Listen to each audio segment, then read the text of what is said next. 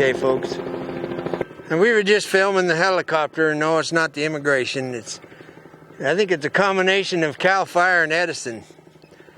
Edison doesn't want to pay for another town or kill 400 people like they did up north. And they keep flying up over our power poles because they send these guys out to clean the weeds off around the power poles. Well, the problem is that when we get a fire here, the wind is usually 20 to 30 to 40 miles an hour. And that 10-foot barrier around the pole doesn't mean a whole lot. But I'm just saying, that's your $1,000 an hour helicopter going back and forth looking at the same power poles. So we're going to take a pause again and wait for them to quit dinking around and go get some donuts. Well, okay, we're still watching the chopper, and I'm sure it's part of the conspiracy theories, cloud seeding or something communist, I don't know, hell with them. All right, teaching a horse to stretch. First thing you got to know is that it takes me about 2 weeks to teach them. Imagine that. So, to teach a horse to stretch, you want to hold the reins in your hand so they can't walk forward. And you want to be aware of the hind foot stepping forward.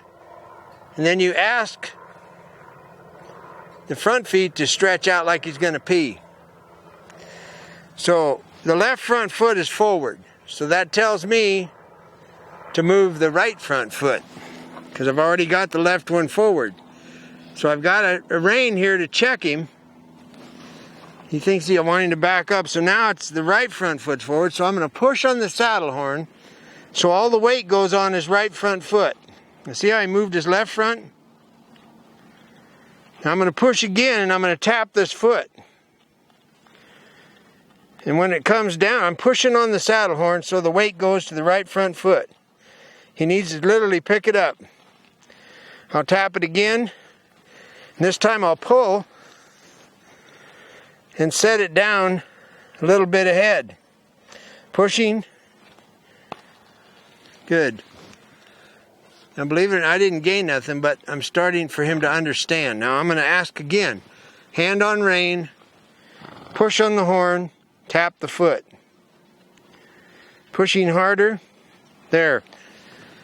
That's the correct thing I wanted.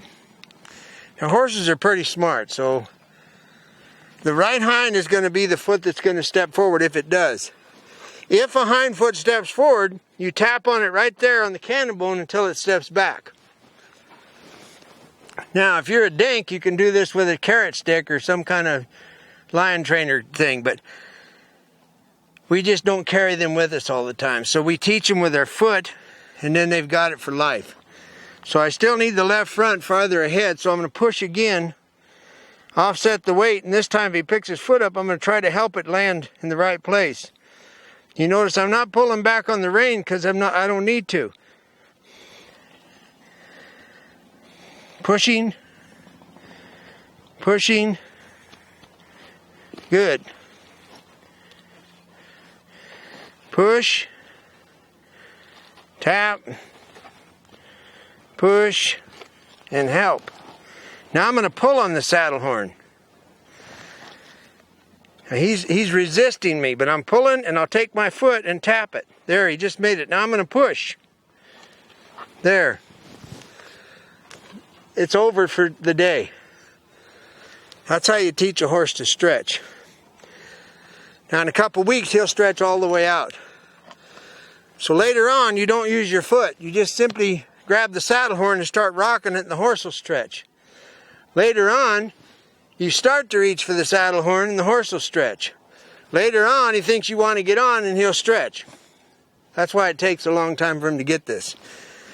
The hind feet did perfect. They never left.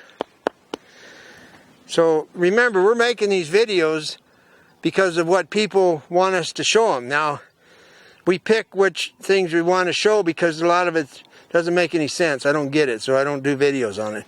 But this makes sense. It's a good deal. One of the reasons it's a good deal on a young horse is because they have a tendency to stand still better when you're getting on. And of course the other one has to do with your birthday cake, but it is a good deal for horses. And that's how it's done. Now, if you want to do it like the vaqueros and you have children, they teach them this way.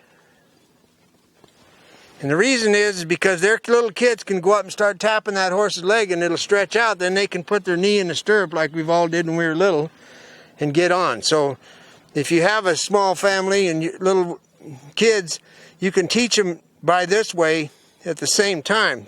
Kick, tap, tap, kick, da-da-da-da-da.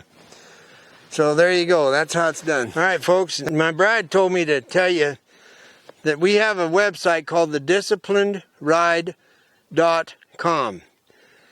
And what she's saying is that if you go on there, you can answer a whole lot of your questions because she did such an amazing job making the website. Now, I've never done it, but I'm sure that the rest of you know how to do it. So don't forget to use it and have fun with it. Adios.